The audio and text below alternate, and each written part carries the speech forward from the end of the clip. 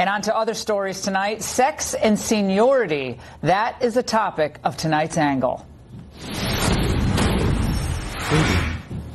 We learned last week of a shush fund created by Congress to settle claims for representatives who engage in sexual assault or other abuse.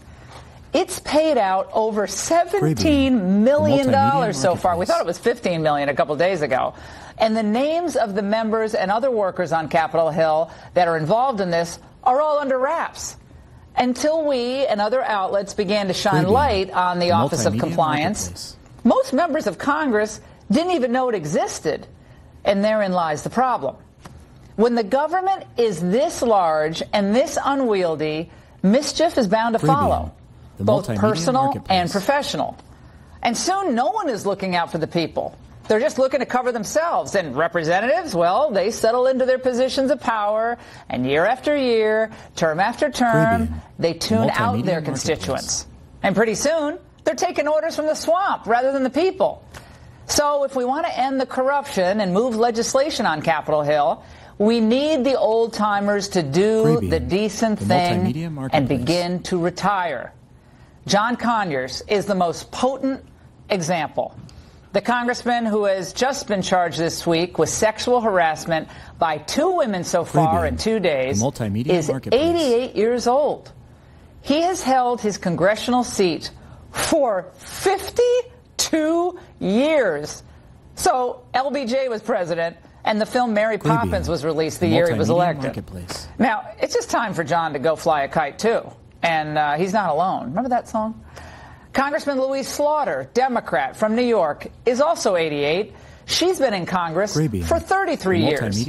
Republican Congressman Sam Johnson, 87 years old. And he's been kicking around Congress for 26 years. Sander Levin of Michigan is 86 years young, and he served as a congressman for 34 of those years. In the Senate, things aren't that much better.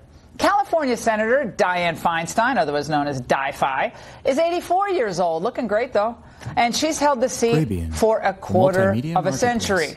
Senator Chuck Grassley, also 84, and he's been Iowa senator for half of his life, 42 years. Senator Orrin Hatch and Richard Shelby, both 82 years old, and have served 40 and 38 years, respectively. Just those 8 senators and congressmen have been padding around Congress on the taxpayer's dime for a combined 290 years. This is a total joke. President Trump was elected to be an agent of change, to break up the bureaucracy and drain the swamp. But that's hard to do when the old guard is impeding progress and protecting the bureaucracy in D.C. These elder statesmen need to look themselves in the mirror and ask, is a lifetime tenure what the founders really had in mind when they created this system? So what did Thomas Jefferson mean when he wrote this? A government by representatives elected by the people at short periods was our object and our maxim. Thomas Jefferson to Samuel Adams in 1800. Whenever a man has cast a longing eye on offices, a rottenness begins in his conduct. Thomas Jefferson to T. Coates in 1799. Well, now, I have to say this, too. To be fair, I realize there is wisdom with age, and experience in Congress can really be an asset at times. Senators like Senator Grassley and Senator Hatch, I like them both a lot. They've continued to listen to their voters on most issues, and they've been pushing through the president's judicial nominees and working hard on his tax bill, so that's good stuff. But for most people, decades of power, decades in power, can also isolate them, even from the best of men, and isolate them from the people they're supposed to represent. The people are crying out for transformational change.